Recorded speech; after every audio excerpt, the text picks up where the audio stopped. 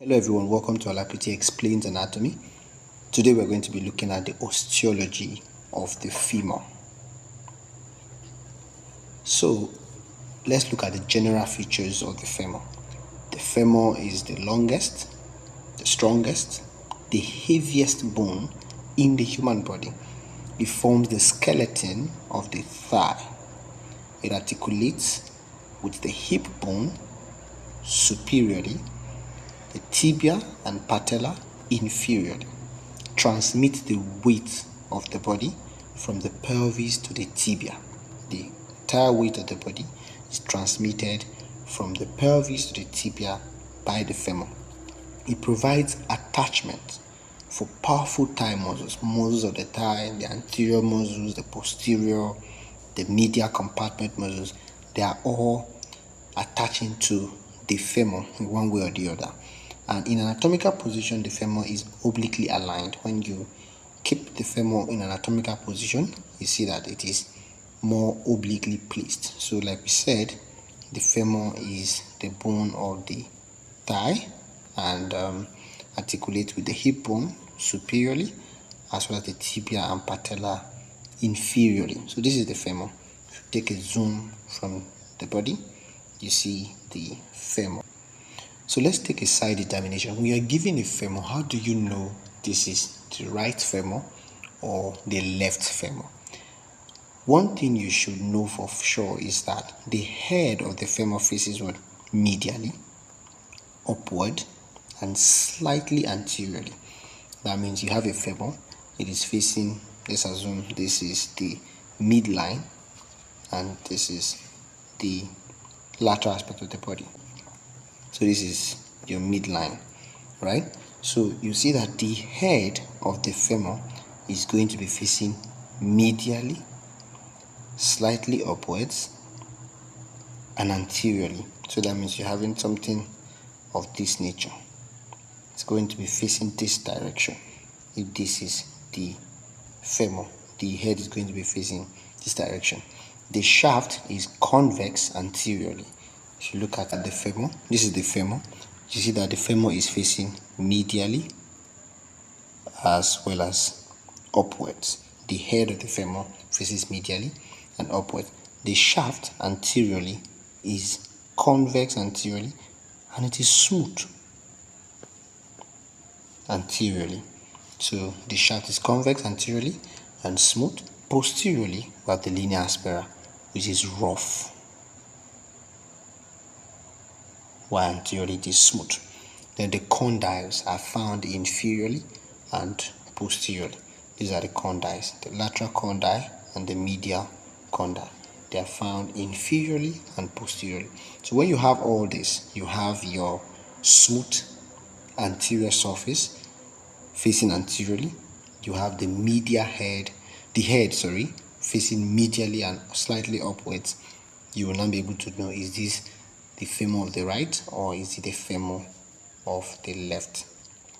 Now, the femur is divided into three parts: an upper end, a middle part, and a lower end. So now let's take a look at the upper end. The upper end of the femur has a head and a neck.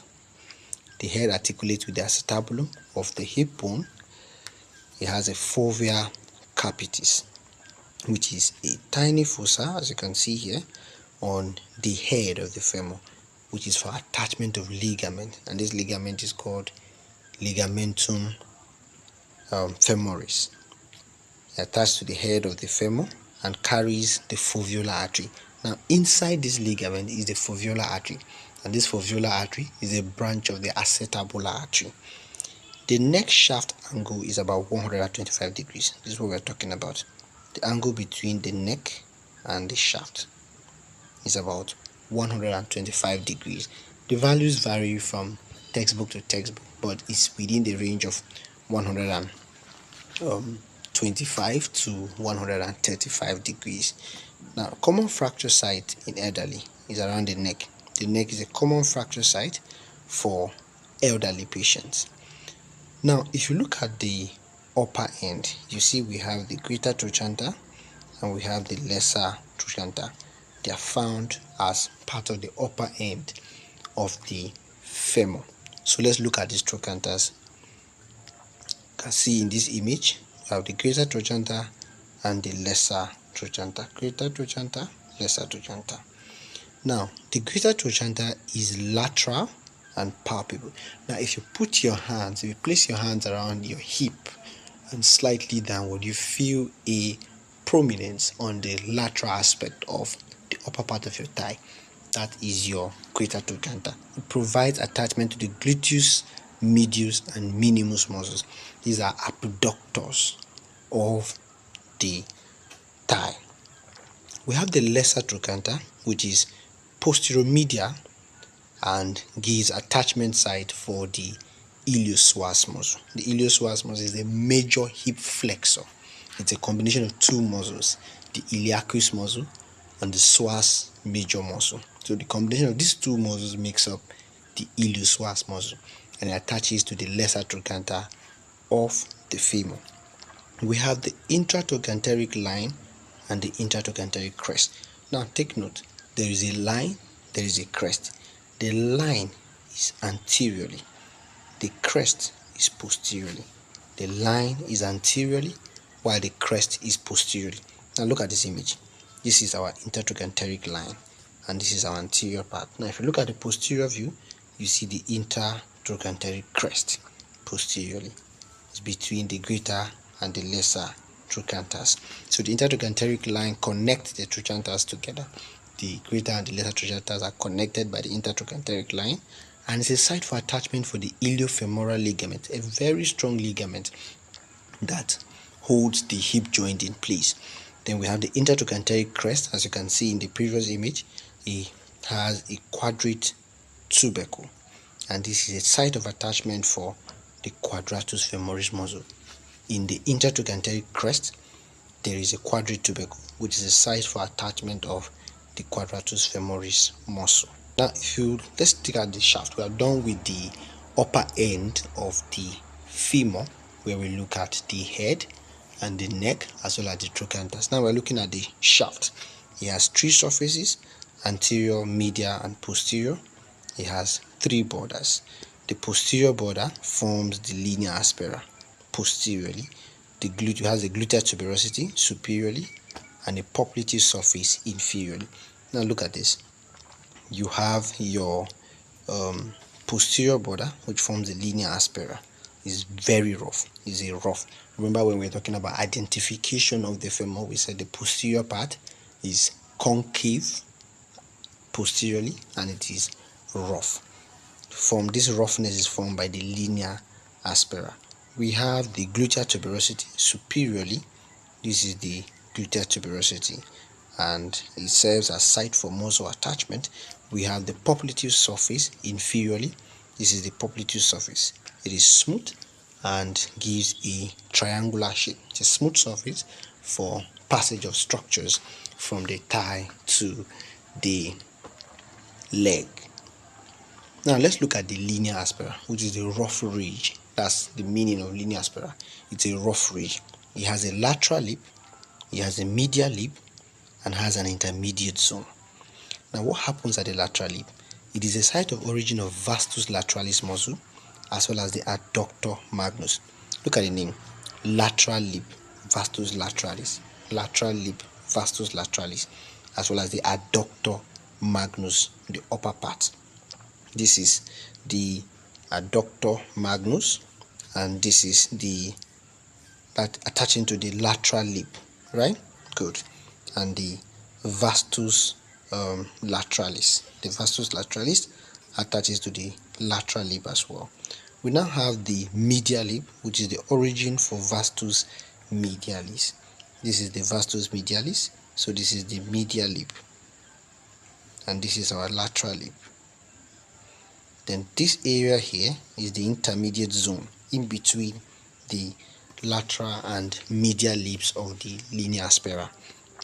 The intermediate zone is site for insertion for pectineus at the upper part, adductor brevis at the middle, and adductor longus at the lower part.